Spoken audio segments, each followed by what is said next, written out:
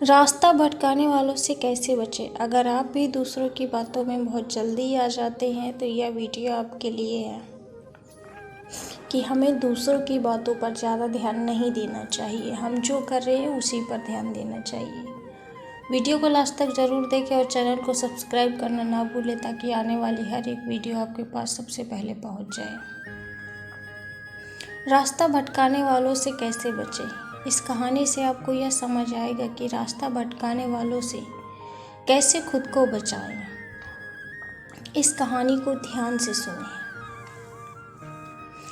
एक गांव में बहुत ही प्रसिद्ध पंडित रहा करता था। उस पंडित का नाम श्याम था। वह पंडित जिस गांव में रहता था वह उस गांव के प्रसिद्ध मंदिर पर पूजा करता था और सभी शादियां व सभी धार्मिक कार्य वही पंडित करता था। वह पंडित इतना प्रसिद्ध था कि आसपास के सभी गांवों में उसकी चर्चा हुआ करती थी और सभी लोग उस पंडित का बहुत आदर किया करते थे। श्याम पंडित इतने प्रसिद्ध थे कि सभी लोग उन्हीं से अपना धार्मिक कार्य कराने के लिए दूर दूर गांव से बुलाया करते और अच्छा दान दिया करते थे। एक बार पंडित जी अपने गांव से दूसरे गांव शादी कराने गए हुए थे। वह गांव पंडित जी के गांव से 4-5 गांव छोड़कर था। पंडित जी जब शादी कराने के बाद वहां से लौट रहे थे तो उन्हें एक बकरी भेंट स्वरूप दी गई। जब पंडित जी बकरी को लेकर लौट रहे थे तो वह पैदल अपने रास्ते बकरी को लेकर धीरे धीरे आ रहे थे क्योंकि उनका गांव 4 गांव के बाद था। जिस रास्ते से पंडित जी लौट रहे थे उस रास्ते पर 4 ठग या चोर रहते थे और वह आने जाने वाले लोगों को लूटा करते थे। जब उन 4 ठगों ने पंडित जी को देखा तो बोलने लगे, आज तो सुबह से कोई नहीं मिला है और हमारे खाने पीने की व्यवस्था भी नहीं हुई है। चलो आज इस पंडित जी को ही लूट लेते हैं, इनसे ये बकरी चुरा लेते हैं। लेकिन उनमें से एक ठग बोलता है, अगर पंडित जी को मारा पीटा तो सारे गांव वाले हमें छोड़ेंगे नहीं और हमें बहुत पाप लगेगा। तो ठग एक नई तरकीब निकालते हैं। पंडित जी से बकरी छुड़ाने की ओर चारों ठग अपने अपने काम पर लग जाते हैं। पंडित जी जब पहले गांव पहुंचने वाले होते हैं तो वहां पहला ठग उन्हें मिलता है जो साधारण व्यक्ति की तरह पंडित जी से राम राम करता है और उनके पैर पड़ने के लिए झुकता है, लेकिन रुक जाता है और पंडित जी से बोलता है, पंडित जी आप तो बहुत प्रसिद्ध पंडित हैं और लोग आपकी बहुत इज्जत करते हैं, लेकिन आप इस गधे के साथ क्या कर रहे हैं? तो पंडित जी ने गुस्से से कहा और बोलते हैं, अरे मूर्ख, ये गधा नहीं, ये बकरी है। लेकिन वह ठग उनसे कहता कि ये बकरी नहीं, ये तो गधा है। पंडित जी आपको किसी ने बेवकूफ़ बना दिया। तो पंडित जी फिर गुस्से से कहते हैं कि तू ही मूर्ख है, यह बकरी है ना कि गधा। और यह बोलकर पंडित जी आगे चल पड़े। लेकिन पंडित जी के दिमाग में इस अनोखी घटना ने एक हल्का सा भ्रम डाल दिया और वह आगे निकल गए।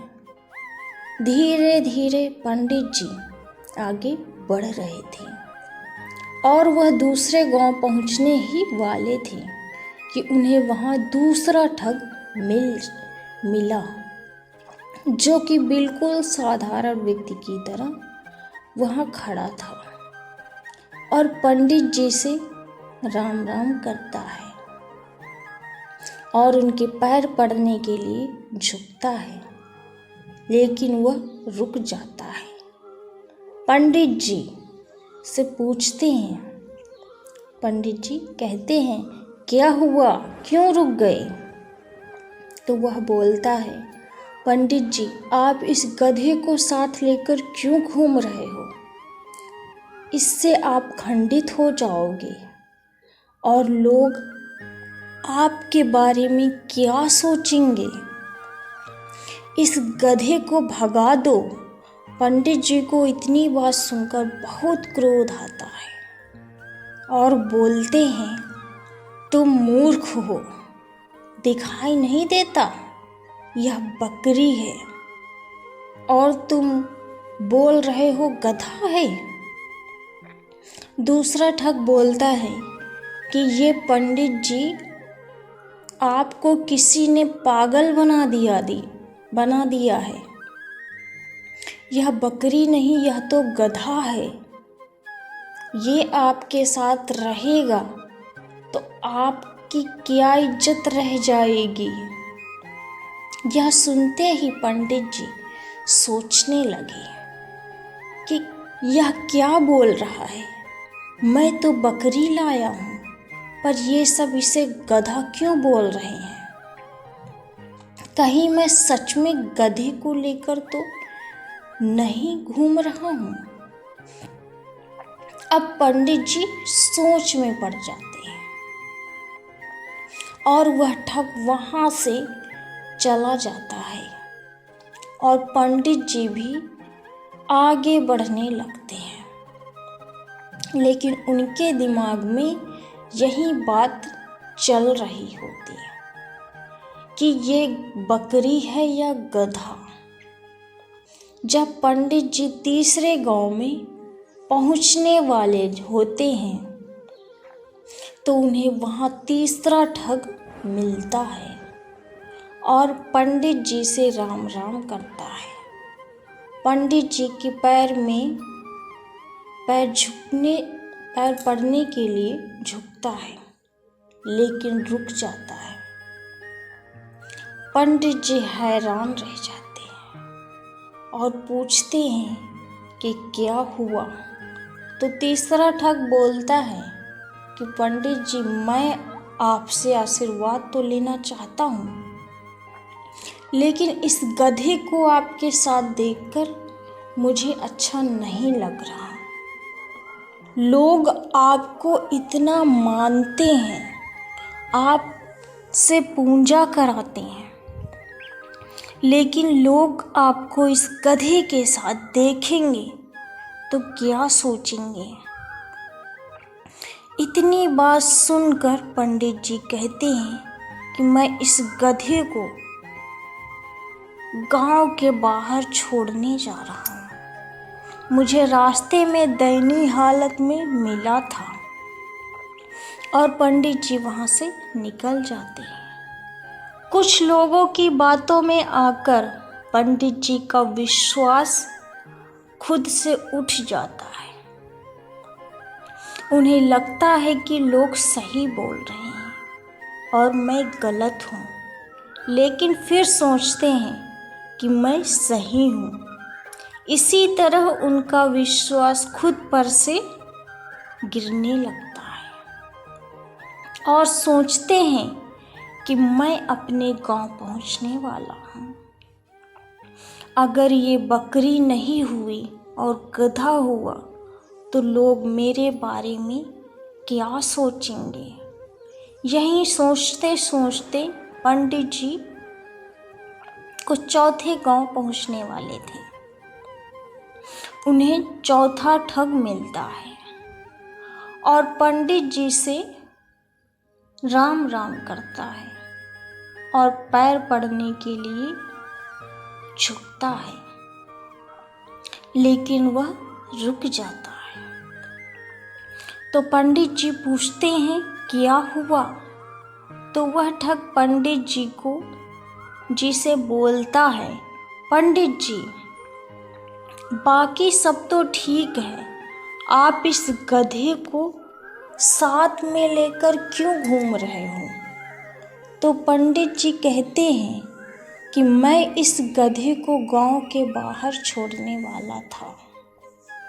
तो वह ठग बोलता है कि पंडित जी यह गधा आपको शोभा नहीं देता, लोग क्या सोचेंगे आपके साथ यह गधा देखकर आप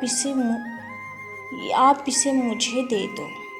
लोग आपके बारे में कुछ भी सोच सकते हैं कि पंडित जी गधा लेकर जा रहे हैं, इसलिए आप इसे मुझे दे दो, मैं इसे बाहर छोड़ आऊँगा।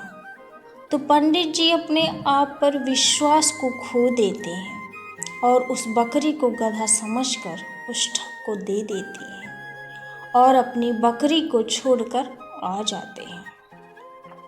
और उन चारों ठगों की यह तरकीब काम कर जाती है और वह पंडित जी से बकरी छुड़ा लेते हैं और उसे बेचकर पैसा कमा लेते हैं। तो दोस्तों, हमें इस कहानी से यह सीख मिलती है कि इसी तरह हमारे आसपास भी हमारा रास्ता भटकाने के लिए बहुत सारे ठग जरूर मिलेंगे जो हमारा रास्ता भटकाना चाहते हैं।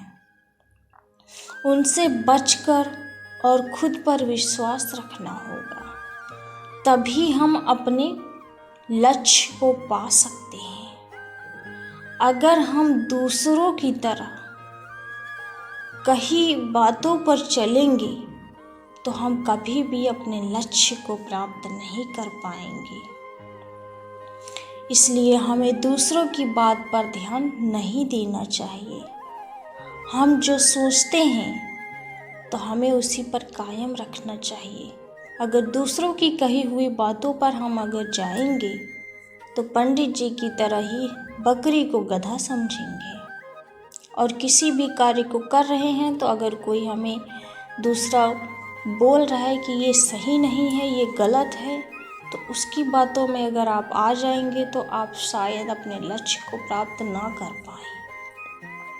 इसीलिए हमें अपने लक्ष्य को प्राप्त करने के लिए दूसरों की बातों पर ध्यान नहीं देना चाहिए। लोग क्या बोलते हैं क्या नहीं बोलते हैं, लोगों की बातों पर ध्यान मत दीजिए। वीडियो अगर अच्छी लगी है तो प्लीज़ चैनल को सब्सक्राइब करें, वीडियो को लाइक करें और प्यारा सा कमेंट ज़रूर करें ताकि आने वाली हर एक वीडियो आपके पास पहुंच जाए।